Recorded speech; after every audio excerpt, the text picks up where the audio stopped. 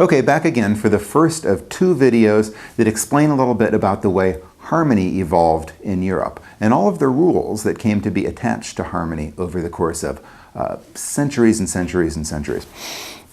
Now, the first thing that people all over the world, civilizations all over the world, noticed as they were playing multiple notes at once was that some of them didn't sound so good, but eventually, if they kept at it, they could arrive at two notes that sounded absolutely perfect together, so good together that one of them was like the mini-me of the other note. It sounded like they might as well have been the same note, kind of like this.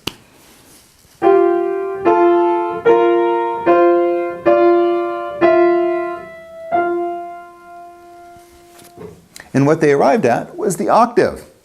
An octave is two notes that sound so perfect together, as it happens because the sound waves of the upper note, the higher note, are vibrating at exactly twice the frequency as the sound waves of the lower note.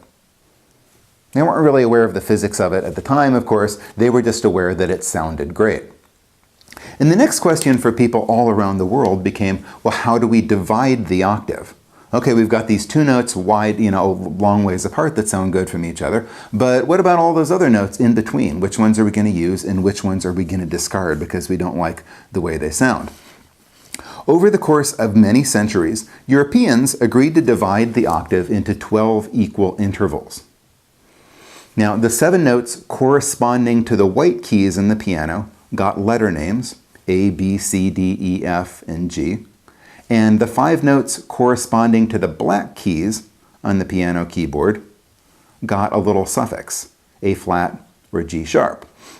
And the deal is that if you start playing on the piano keyboard and start with the note that came to be called A, and if you play up those 7 white keys, A, B, C, D, E, F, G, you eventually reach that octave, the note that sounds so good that it might as well be the same thing, and then you start the naming process over again.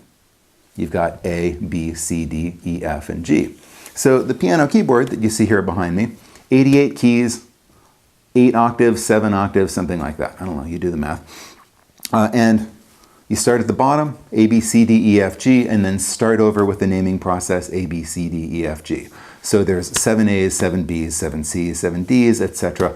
on the piano keyboard. Okay, so that is roughly the way the octave works and the note naming process works in European music. European music, once again, remind you, is basically the terminology and the ideas that American popular music uses as well.